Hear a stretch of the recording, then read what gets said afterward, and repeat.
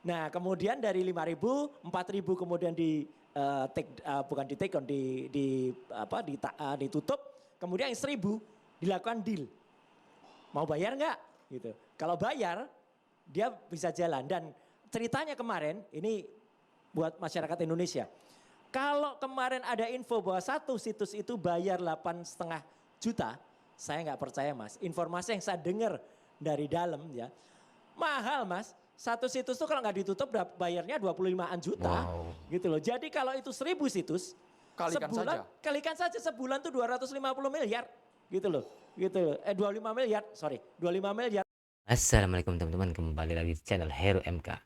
Kali ini kita akan mendengar statement dari Roy Suryo.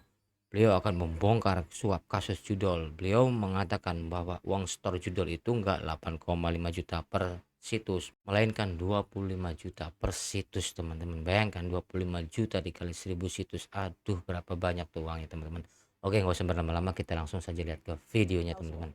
2016 ya, sebelum 2015 pada saat 2013-2014 kami dulu di Komisi 1 ketika saya masih, kita dulu merencanakan benar bahwa pemerintah tuh harus bisa punya alat yang canggih yang bisa kemudian mendeteksi, melakukan crawling terhadap nama-nama situs apapun ya, baik itu pornografi maupun itu perjudian. Akhirnya alhamdulillah 2017 kita berhasil beli ya, dan tanggal 3 Januari 2018 mesin crawling itu yang namanya ICE ya, itu kemudian bisa beroperasi di Indonesia.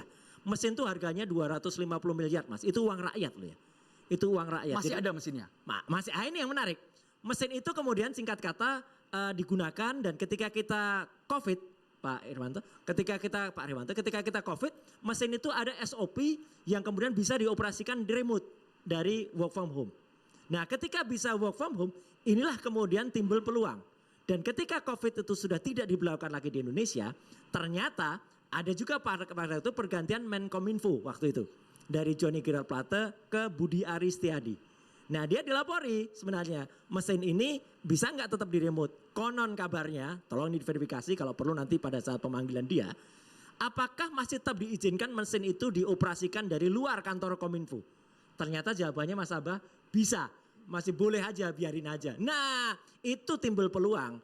Makanya tahun 2022, 2 tahun berjalan, mesin itu bisa berjalan di remote dari luar yang kemarin kemudian kita bongkar, polisi bongkar, yang kemudian dapat di gedung yang disebut gedung satelit itu. Gedung di Bekasi itu. Nah jadi kuncinya sebenarnya kepada siapa yang melakukan approval terhadap alat itu bisa digunakan di luar. Dan alat itu kemudian bisa melakukan pendeteksian, misalnya dapat 5.000 nama. 5.000 itu sayangnya masih bisa diintersepsi oleh orang, dipilih-pilih. Nah kemudian dari 5.000, 4.000 kemudian ditutup. Kemudian yang 1.000 dilakukan deal. Mau bayar nggak? Gitu. Kalau bayar dia bisa jalan. Dan ceritanya kemarin ini buat masyarakat Indonesia.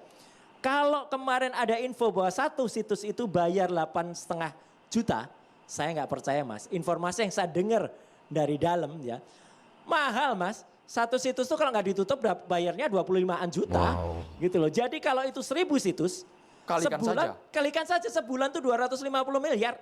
Gitu loh. 25 miliar. Nah itu kali berapa sudah 2 tahun uang ini. Itu bro. Jadi makanya saya mendukung penuh ya statement Pak Kapolri. Ya, tadi Pak Listio Sigit mengatakan kalau siapapun harus diperiksa, termasuk mantan pejabat yang memberikan approval itu. Itu mas. Mesin crawling, nanti secara teknis mungkin dijelaskan lebih sederhana. Ya. Mas Suryo, ini mesin canggih yang fungsinya apa sehingga bisa mendapatkan database banyak situs judi online? Canggih banget, dan itu uang rakyat mas. Jadi kalau sekarang orang mengatakan kan mas, judi itu kan gak merugikan negara, yang merugikan masyarakat. Enggak dong, orang-orang yang menggunakan mesin dengan uang APBN yang diperjuangkan oleh Komisi 1 waktu itu untuk beli dan kena digunakan untuk berkhianat kepada rakyatnya, itu yang harusnya ditindak tegas banget mas gitu. Jadi itu namanya korupsi gitu loh. Jadi artinya jangan sampai kemudian, nah ini saya pakai baju ini ada artinya mas. Ini mau kan, buka baju buka kancing apa artinya nih? Buka kancing artinya apa? Sambil berdiri boleh? Sambil berdiri? Di dalam Garuda Pancasila, ini negara kita mungkin gak bisa maju kalau di dalam itu masih ada trias koruptika. Wah ini Nah, Wah, ini harus Mas kita Roy lawan. Suryo mau berubah nih kayak Mas Roy Suryo. Ini harus kita lawan. Trias koruptika. Koruptika. Jangan sampai masih ada, saya percaya kalau Mas Abam dan Pak Riwanto nih kayak, jangan sampai anggotanya di dalam tuh ikut-ikut legislatif, ya, kemudian eksekutif, dan juga yudikatif. Jadi kita harus lawan ini. Carta Demokrasi, terima kasih sudah ngangkat ini, menyelamatkan masyarakat. Cocok, baju sudah disiapkan ternyata. Ini langsung mengarah ke legislatif. Ini legislatif yang sesungguhnya bukan legislatif tulisan di baju Mas Roy Suryo. Mas Abraham. Oke, Yang baru terima duduk kasih, di Komisi Mas. 1 DPR, Mas. Ya. Kira-kira upaya untuk membongkar judi online gimana, Mas Abraham? Ya, jadi pertama-tama saya ucapkan apresiasi yang setinggi-tingginya kepada Bu Menkom Diki karena tadi sore saya sama Pak Rikwanto habis ketemu Bu Menteri. Jadi Bu Menteri berkomitmen untuk membuka pintu seluas-luasnya agar kepolisian bisa masuk dalam kementerian dan menyidik. Ingin membongkar tuntas sampai ke ujung-ujungnya. Nah, yang kedua ingin saya sampaikan. Terkait 18 orang yang tertangkap ini oleh Polda Metro Jaya, sebetulnya ada yang perlu disyukuri juga dari pihak kami karena apa? Untung ini terungkap sekarang. Kalau setahun dari sekarang, Bu Menteri kita nanti yang Dibully. pasti kena bully. Pak, karena apa? Ini sistematis, Pak. Ini saya harus katakan ini sistematis. Kenapa? Ada seseorang yang bernama AK yang tidak lolos tes seleksi. Yang katanya setelah tidak lolos tes seleksi dijadikan TA. Tenaga ahli. Tenaga ahli, ya kan. Kami ini di DPR, Pak, kita punya TA, itu minimal persyaratan itu S2, Pak. Nah, orang yang namanya AK ini SMK, Pak. Itu satu. Terlepas dia skillnya baik atau tidak, secara administratif ini tidak cacat ini. Nah, yang kedua, pertanyaannya, apakah si AK ini menerima uang dari negara? Apakah dia digaji dari negara?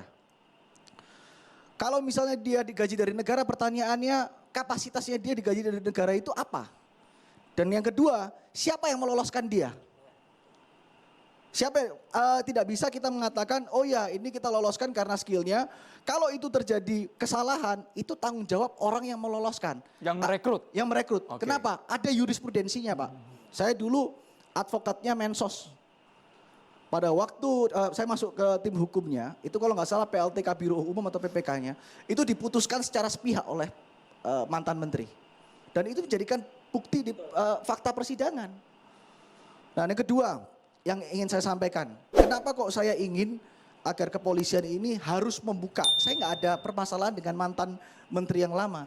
Tapi kenapa ini harus diperiksa? Karena saya harus, kami dari Komisi 1 sebagai mitra kerja Menkom Diki, kita tidak ingin agar praktek ini diulangi kembali, Pak.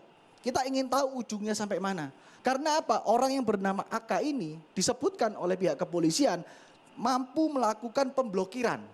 Loh, pertanyaan saya, Pak. Yang melakukan pemblokiran itu dilakukan oleh Dirjen Aptika atau TA, Pak? Karena peraturan Menkom Info 19 tahun 2014 yang melakukan pemblokiran itu namanya Direktur Jenderal. Secara SOP itu sudah salah. Dan SOP ini dibuat, pertanyaan saya, siapa yang buat SOP? Nah, dari situ polisi perlu melakukan pendalaman apakah masuk judol atau adakah dugaan tindak pidana korupsi, Pak. Kenapa kok saya bilang seperti itu? Dugaan tindak pidana korupsi itu ada 3, Pak. Merugikan negara. Oke. Iya kan? Adakah kerugian negara? Tadi disebutkan oleh Bang Roy. Selain itu ada lagi, Pak. Apabila AK ini digaji oleh negara, itu kerugian negara. Lalu tadi juga ada pemaparan, saya juga melihat apa yang hasil dari judi online ini yang seharusnya bisa membantu perekonomian negara, malah masuk ke tempat yang tidak dikenakan pajak di judi online ini. Itu satu. Yang kedua, adakah perbuatan melawan hukum? Sudah pasti ada, Pak. Karena apa? Melanggar formil dari Permen Kominfo 19 tahun 2014. Yang terakhir, boleh ada mantan menteri mengatakan tidak ada aliran uang dana ke saya. Loh, Tom Lembong juga tidak ada aliran dana ke dia. Betul. Karena ini berkaitan dengan menguntungkan diri sendiri atau orang lain. Nah ini kenapa kok harus diusut sampai tuntas. Saya kan selalu mengatakan kenapa harus diperiksa mantan menteri kita. Bukan karena saya ada dendam pribadi, tidak. Sekarang masih menteri Mas dia. Ya, mantan menteri Menkominfo maksud saya. Karena apa? Terlepas dia salah atau tidak salah, dia bertanggung jawab untuk memberikan keterangan yang sebenar-benarnya. Apa yang terjadi. Kenapa? Oke. Tenaga ahli yang diperiksa itu adalah tenaga ahli menteri. Jadi dia harus memberikan keterangan, menjelaskan struktural bagaimana. Dan seingat Ya, teman-teman, itulah statement dari Roy Suryo dan anggota Komisi 1 DPR RI Abraham Sujaja. Ya, begitu besarnya dana judi online ini, teman-teman, bayangkan 25 juta per situs dikali 1000, teman-teman. Nah, seperti apa yang tadi disampaikan oleh Komisi 1 DPR RI ini, saya setuju banget, teman-teman. Mantan Menteri Kominfo yang terdahulu ini harus diperiksa. Karena nggak mungkin seorang bawahan itu tidak meminta persetujuan atasannya, teman-teman. Nggak mungkin. Apalagi duit-duit yang kemarin ditemukan itu di ruangan khusus staf ahli. Nah, itu teman-teman. Oke teman-teman, jangan lupa like, komen, dan subscribe. Nyalakan lonceng notifikasinya. Salam netral. Assalamualaikum.